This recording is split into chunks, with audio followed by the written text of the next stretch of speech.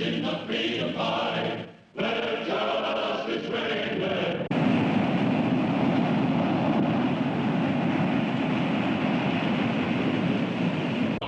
For 4 years, from 1941 to 1945, the United States concentrated its energies on the conduct of a demanding global war. The American people turned their full attention to the job of winning that war.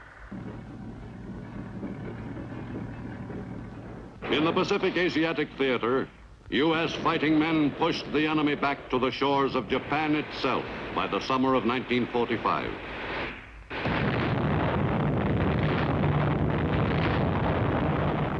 In early August, the U.S. brought the enemy finally to the point of surrender after some 44 months of the most grueling warfare. A number of Japan's largest cities lay in ruins. The course of aggression on which the Japanese nation had embarked some 14 years earlier had led to a tragic end.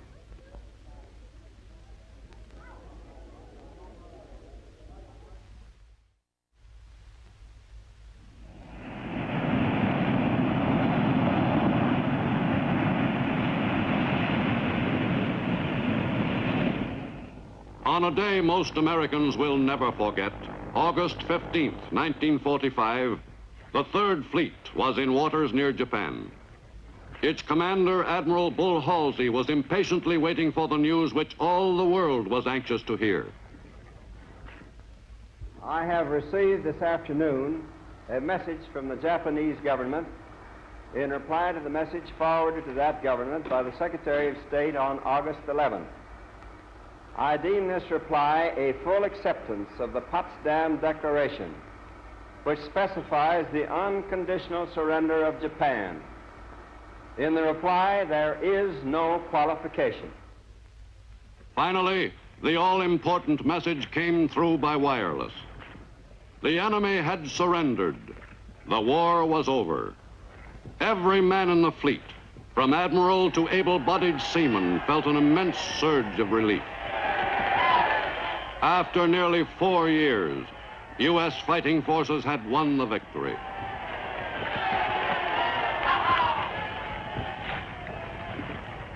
On August 30th, American troops of the 6th Marine Division landed on Japanese soil at Yokosuka Naval Base, south of Tokyo.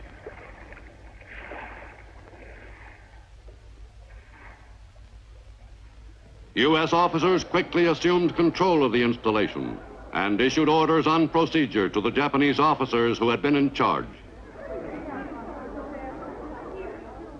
With U.S. command firmly established, the Stars and Stripes was raised over the Japanese homeland.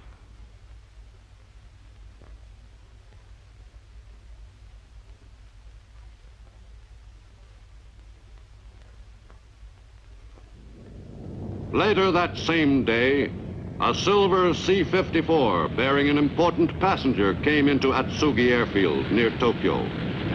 The commander of U.S. forces in the Southwest Pacific Theater, General Douglas MacArthur, had completed the last leg of the long drive to the Japanese homeland. The general was greeted by one of his most faithful field officers, Lieutenant General Robert Eichelberger, 8th Army Commander. General MacArthur was ready and eager to take over control of the conquered country. On the U.S. battleship Missouri in Tokyo Bay, a Japanese delegation arrived early on the morning of September 2nd, 1945, to make the unconditional surrender official.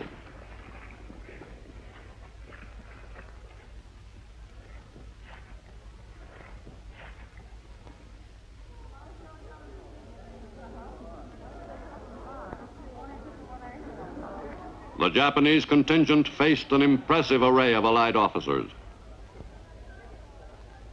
The ceremonies were directed by the new Supreme Commander of the Allied forces in Japan, General MacArthur, who took a firm attitude toward the conquered people.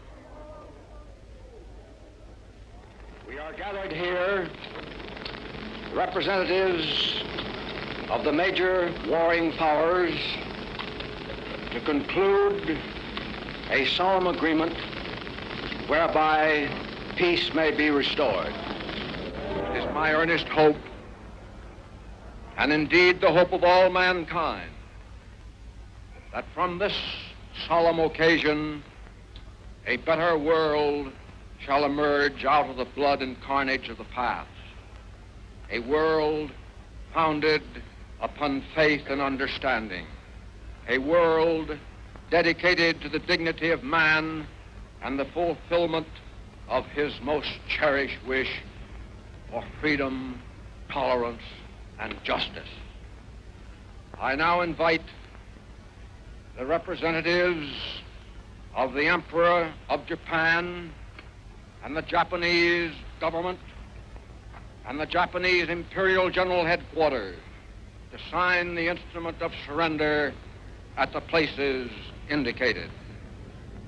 Representing the Emperor at the proceedings which concluded the costliest war in world history was Japanese Foreign Minister Mamoru Shigemitsu, who formally surrendered for his country, thus committing Japan to accept the Potsdam Declaration, calling for the complete disarmament and surrender of all military forces.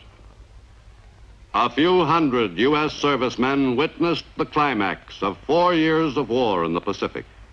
That war ended officially at 8 minutes past 9 a.m. on September 2nd, 1945. Let us pray that peace be now restored to the world and that God will preserve it always. These proceedings are closed.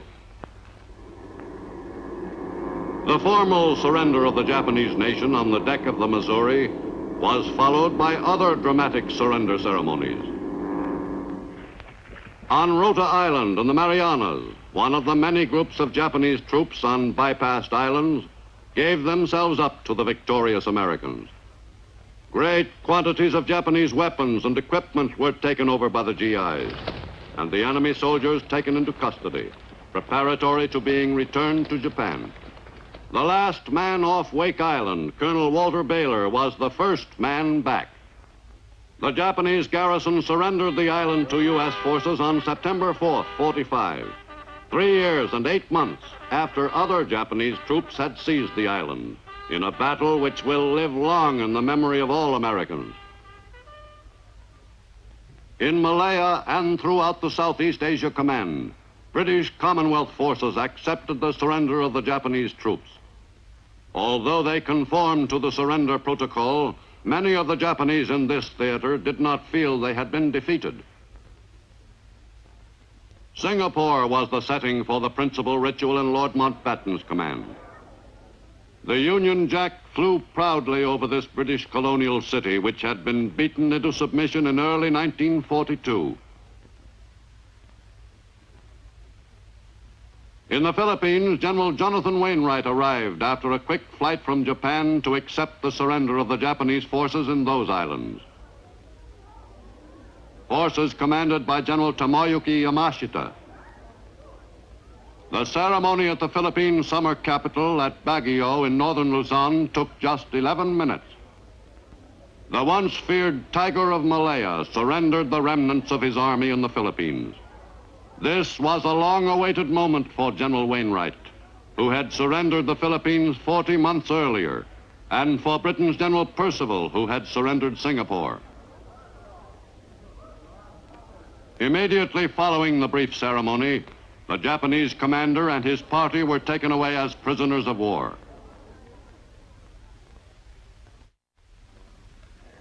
Japan wore the face of a conquered nation. The country's traditional way of life, which had prevailed for centuries, was altered overnight.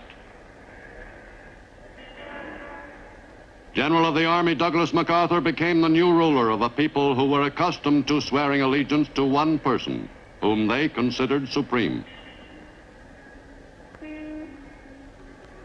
The general was well suited to his role, supreme commander of an occupation charged with exacting complete obedience from 80 million subjects of a nation which had until recently been a fanatical enemy. Technically, the Supreme Commander was to be advised by a council of representatives of the four allied powers which had waged war against Japan. But actually, this body was impotent from the start. The delegates were constantly at odds, and any recommendations they made were given scant attention. The deposed ruler of the Japanese people, Emperor Hirohito and the Empress Nagako, were stripped of their divinity by the occupation. But it was decided not to try the emperor as a war criminal. With the royal authority curtailed, the emperor had more time for his study of marine biology. The sparing of the emperor, still revered by his people, proved a good political move by the occupation. But Japan's top war leaders received far different treatment. The men charged with the responsibility for guiding Japan onto the road of aggression were taken in hand promptly by the occupation. The number one war criminal was General Hideki Tojo, wartime premier. On November 12, 1948, after hearings which lasted 2.5 years, the International Military Tribunal convened to pass sentence on some of the top Japanese war leaders.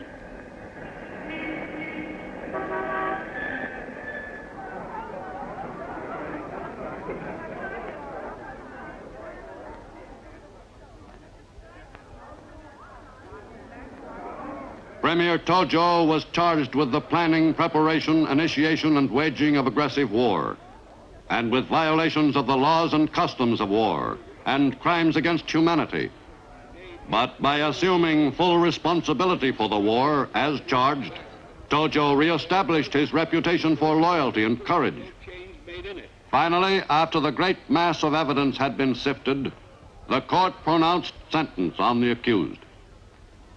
Accused Tojo Hideki, on the counts of the indictment on which you have been convicted, the International Military Tribunal for the Far East sentences you to death by hanging.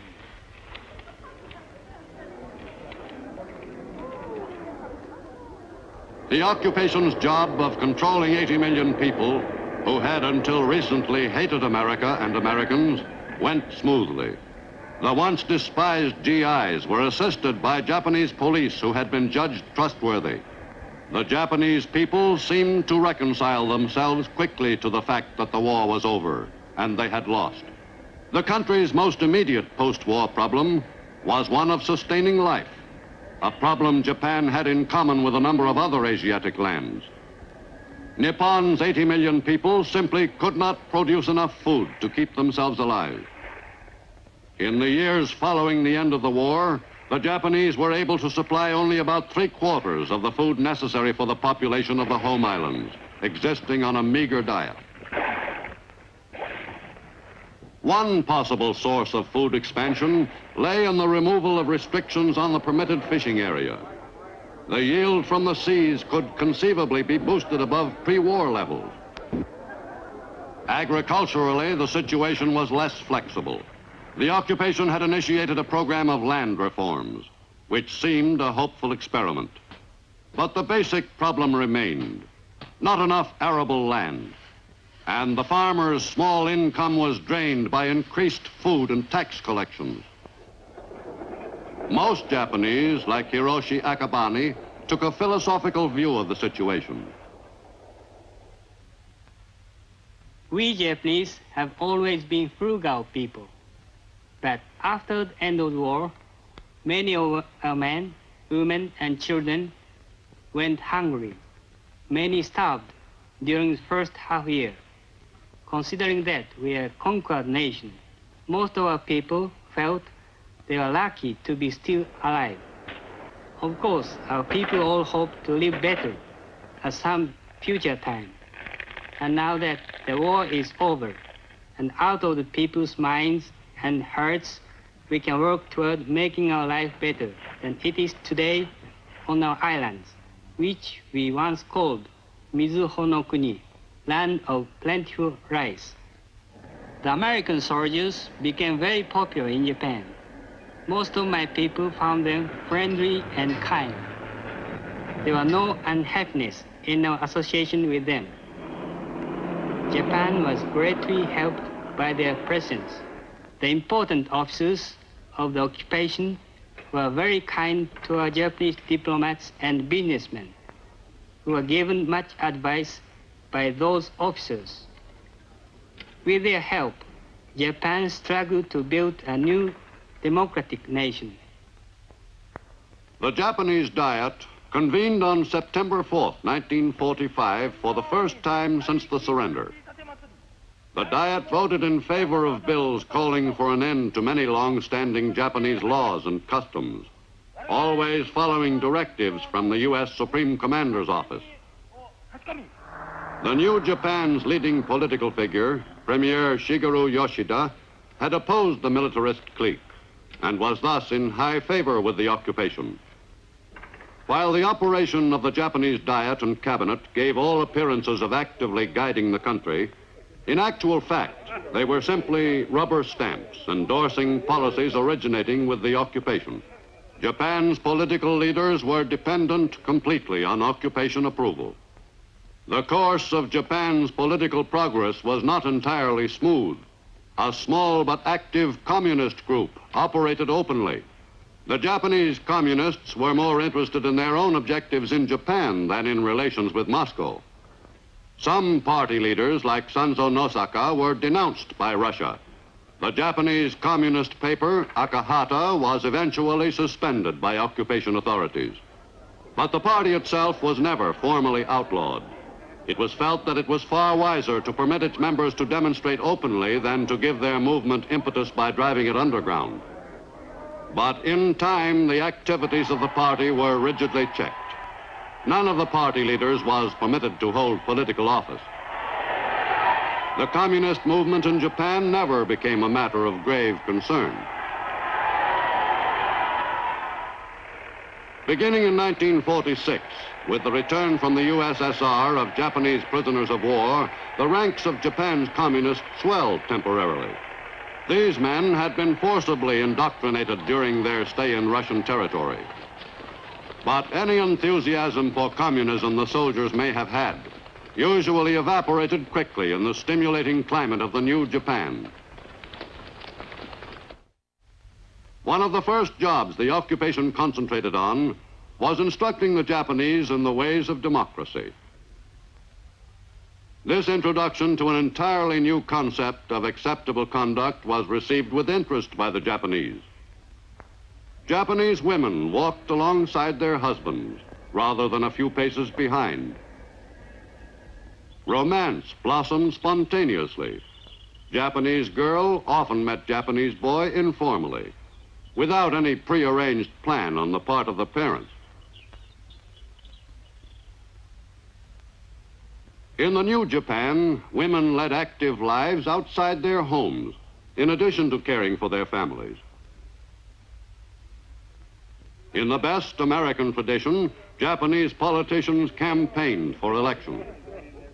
Although the privilege of helping select a candidate for office was still not fully appreciated by many Japanese people, they seemed to enjoy the procedure. In the new Japan, women were given the vote. Beginning in 1946, thousands of women who suddenly had political and legal rights by order of the government went to the polls. Some of the new voters cast their ballots for the same candidates their husbands backed. Some others voted exclusively for women candidates. In the first general election, women won 39 seats in the Diet.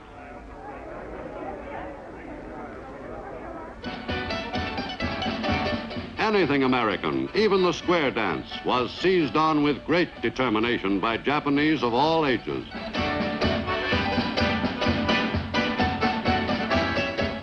In their effort to become really democratic, the Japanese solemnly aped all the outward manifestations of American life. Concluding that coeducational schools were part of the democratic system, the Japanese made many schools coeducational. Schools for students of one sex were quickly transformed to accommodate both. From the very beginning of the occupation, the GIs themselves were the best advertisement for democracy.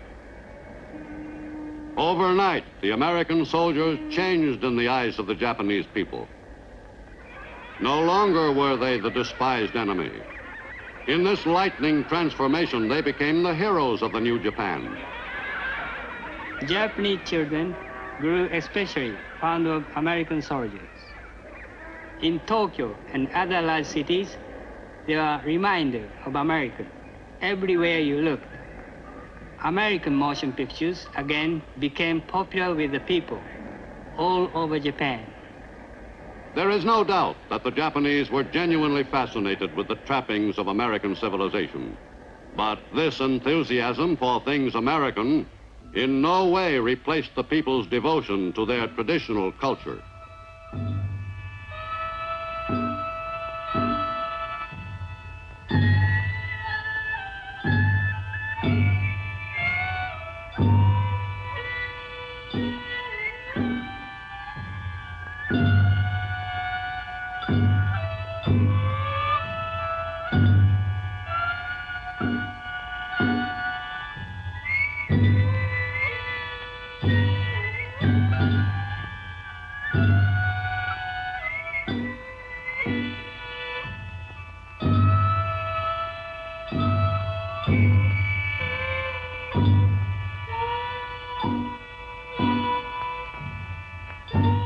Japan's age-old culture still exerted a powerful attraction.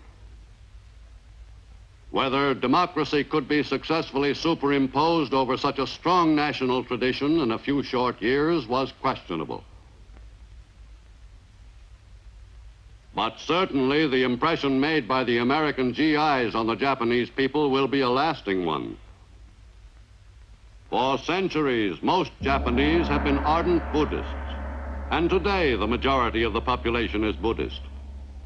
In addition, many Japanese participate in Shinto, the worship of innumerable gods, modern as well as ancient. Before and during the war, the leaders of the government diverted this worship to their own purposes, the furthering of the war effort and the building up of the militarists and their program. In post-war Japan, Shinto is as strong as ever, but minus the elements of state Shintoism. In Kyoto, as in most large Japanese cities, Shinto festivals are held at various times of the year in honor of specific gods. This Gyun festival in Kyoto, Japanese cultural center, honored a god of prehistoric times.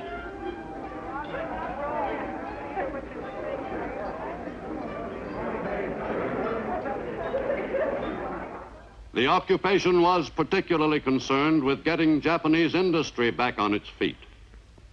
Labor unions were formed with the approval of the occupation. But when they showed signs of becoming too strong, their powers, such as the right to strike, were severely curtailed. But the life of the worker in post-war Japan is improving as Japan moves toward its economic recovery. In the first years of the occupation, monopolies were made illegal, but gradually the influence of the zaibatsu, the pre-war industrial magnates, again became strong.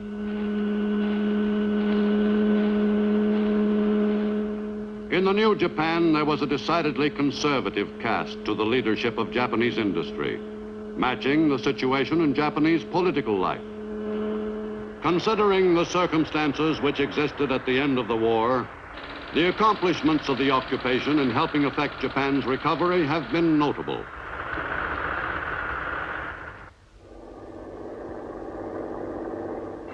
Most Americans in Japan find it hard to be sure what the Japanese people really think about democracy and the democratic institutions and habits they have acquired. It is still too early to determine whether democracy will really take root in Japan. Whatever the occupation's achievements prove ultimately to be, the U.S. has successfully transformed an enemy nation into an ally and gained the most important bastion against communism in the Far East.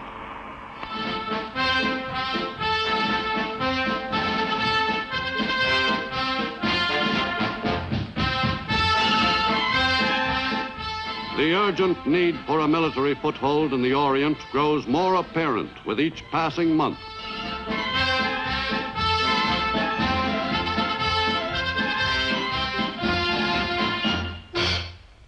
All over Eastern and Southern Asia, the end of World War II was followed by eruptions of nationalism. Eruptions which the Soviet Union in some areas turned to its own purposes.